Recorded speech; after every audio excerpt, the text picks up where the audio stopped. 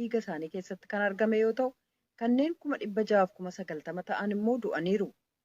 Aangawoonni eegumsa fayyaa bara 2030tti faca'ina eedsii dhaabsisuuf gabaasa isaan baasan weerarri COVID-19 utuu uumamin duruu bakka yaadame ga'uu dhabe. Tamsa'inni vaayirasii koronaa immoo danqaa akka biroo uume. Kanneen eedsiif saaxilamaniif maallaqa kallattiin kennuufii ka jedhu tarsiimuu haaraa UNAIDS keessaa tokko.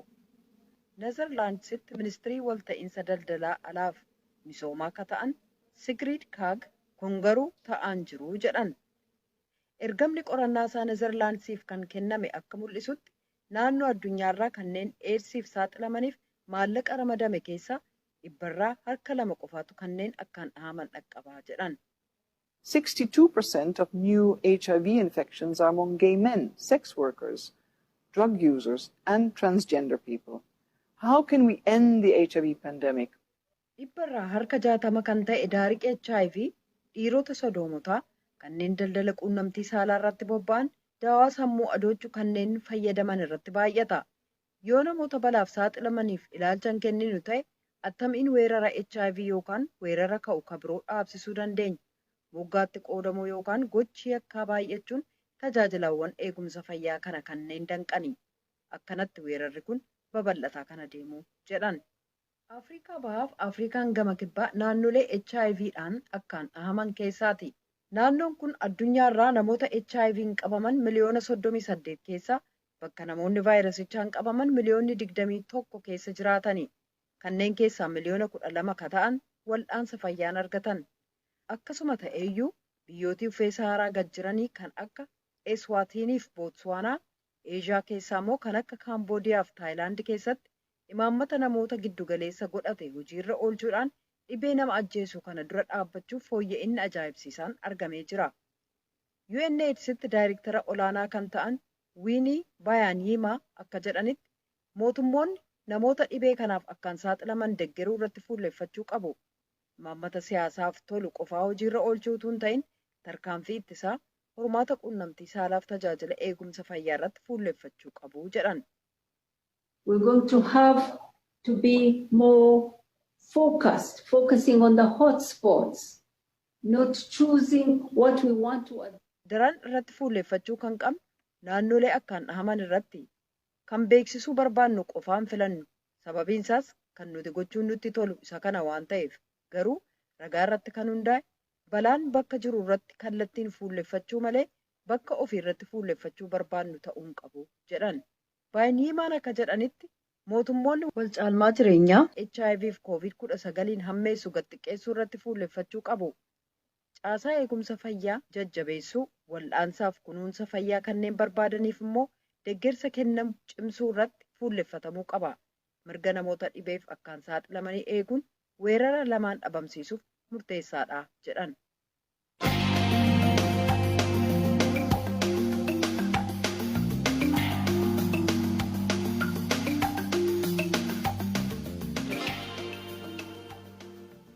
Kan dhagaa jirtan as Waashingtan DC irraa kan dabru raadiyoo sagalee Ameerikaa sagantaa afaan Oromooti.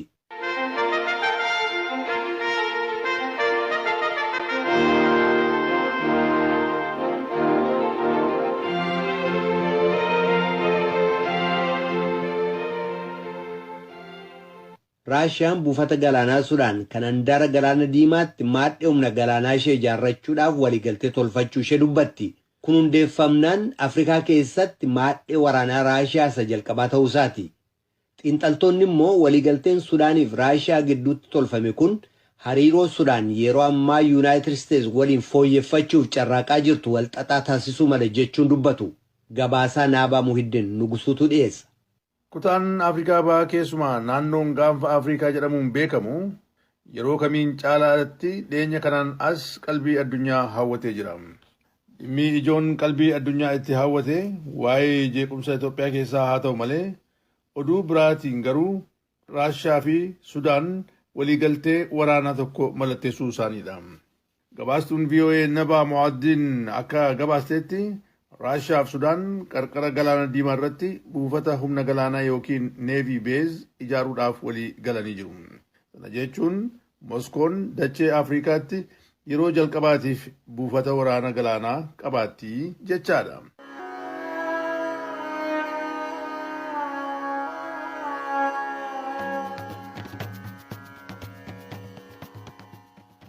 faallaa kanaatiin immoo dhiyeenya kana Sudaan maqaa ishee shororkeessummaan xuraa'ee ture haqsiisuudhaaf Ameerikaa waliin hariiroo gaarii eegaltee kan turte ta'uu ni yaadatama. Waliigalteen isheen amma Raashiyaa waliin goote jedhame kun garuu sana xaxaa godhaa jedhu xiinxaltoonni. Egaa akka ibsi gama Raashiyaatii ba'e mul'isutti yoo ta'e Sudaan kutaa galaana diimaa daangaa isheetii Poort Sudaan jirutti Mooskoon buufata humna galaanaa yookiin Naval Base akka ijaartuuf waggoota 25f kireessiteettiifi.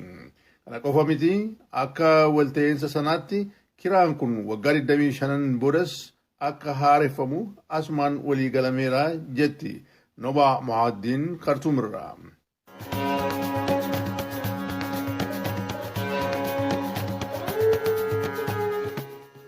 sanarratti hundaa'uudhaan pirezidantiin Raashiyaa Vilaadimiir Puutiin walta'iinsa sana akka mallatteessaniif ministeera isaanii ittisaa ajajaniiru jedhama. Puutiin amma waliigalteen kun akka mallattaa'u haa ajajan malee bara 2017 keessa ture. Raashiyaan hoogganticha Sudaan duraanii Omar al-Bashir waliin kan waliigaltee kana mallatteessite jetti Nabaa Mohaddiin. Waa'ee buufata waraanaa ijaaramuuf yaadame kana xiinxalaan biyya Sudaan Majid Naab faayidaa isaa innaa ibsan. التواجد الروسي في البحر الأحمر بالضرورة هو محاولة روسية لإيجاد موطئ قدم. Sochii Raashiyaan naannoo kanatti gootu Afrikaatti luka dhaabbachuuf yookiin of ijaaruutti fakkeessanii sun immoo mala yookiin teeknikaan malee kan tarsiimoo irratti hundaa'e miti jedhan. Sana jechuun waa'eensaa Ameerikaadhuma dhaarsuudhaafi innis dhiibbaa Yuunaayitid Isteets olaantummaa Raashiyaa naannoo Siiriyaa fi Liibiyaatti qabdu laaffisuudhaaf gootu irratti tapha mataa isheetii taphattee haalli sun akka wal madaalu gochuufi jedhu. Egaa buufanni humna galaanaa ijaaramuuf yaadame kun dooniiwwan 4 kan qabaatuu fi bidiruuwwan humna niikularaa nyaachifatan yookiin fe'atan kan haammatu. Walumaa galatti loltoota yookiin hojjettoota humna galaanaa 300 oliin kan ijaaramudha jedhameera.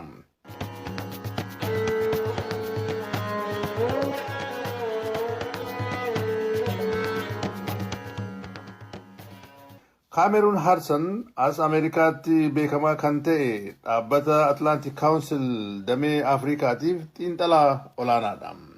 Isaan immoo walta'iinsi amma garee lamaan gidduutti taa'e kun hariiroo Sudaaniif Ameerikaa miidhaa jedhu.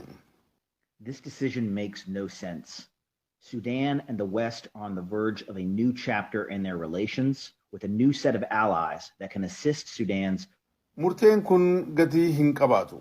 Sababaan Sudaanii fi biyyootiin lixaa haala jijjiirama poolitikaa Sudaan saffisu irratti yookiin jijjiiru irratti boqonnaa haaraa wayitaa jalqabanitti dinagdee fi tasgabbii Sudaan fooyyessuudhaaf wayitaa daandii haaraa eegalanitti Sudaan qaama yookiin dhimma haala sana booressu naannoo galaana diimaa irratti utubuudhaaf yaaduun walumaa galatti waa hedduu balleessaa ture kan jedhan. Inumaayyuu jedhan xiinxalaan kun ibsa gama Raashiyaa ba'e kana Sudaan sirrii ta'eef dhiisee dubbachuurraa of qusachuun ishee immoo tarii dhimmichi piroopagaandaa Raashiyaa ta'uu malaa jedhanii shakku.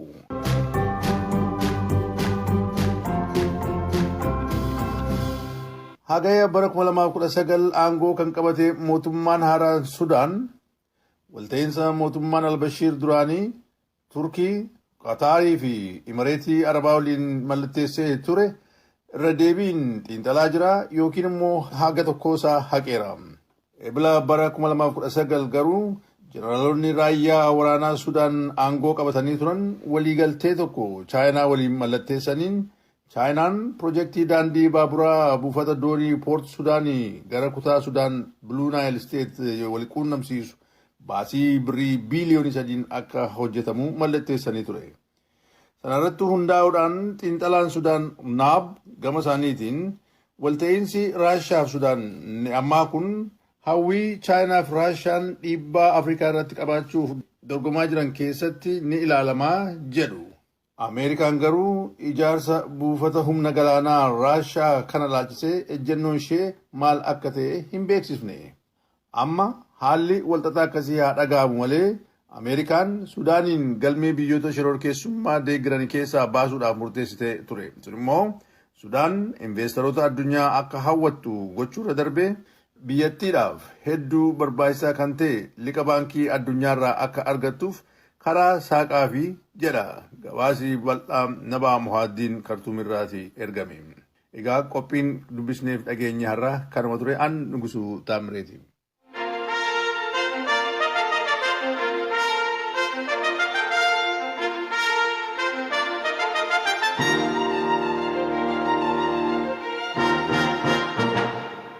Dhaggeeffattoota keenya har'a jimaata waan ta'eef walleelee biyya alaa keessaa kan ayyaana galataa kaleessaa laallatu wallee Meeri Chaapin Kaarpenter walliste kanan sagantaa keenya xumuruu dura sin hafeera. Thanksgiving jedhattiin bohara.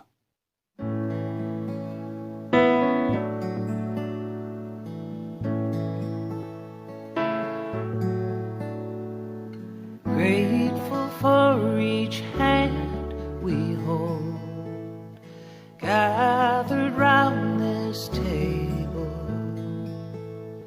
From far and near we travel home, blessed that we are able.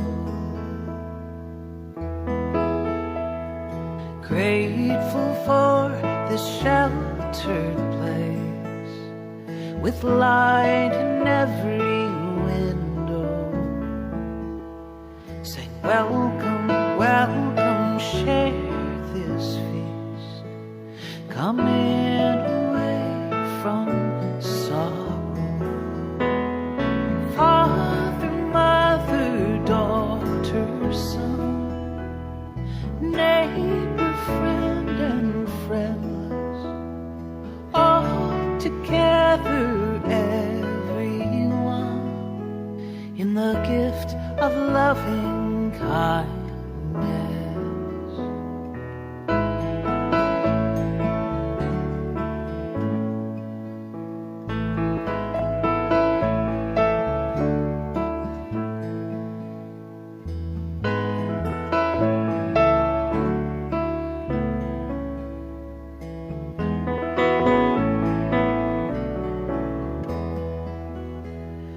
Grateful for what's understood and all that is forgiven. We try so hard to be good, to lead a life worth living. Father, mother, daughter, son, neighbor, friend, and friendless, all together, everyone. Let grateful days be endless. Grateful for each hand we hold, gathered round this table.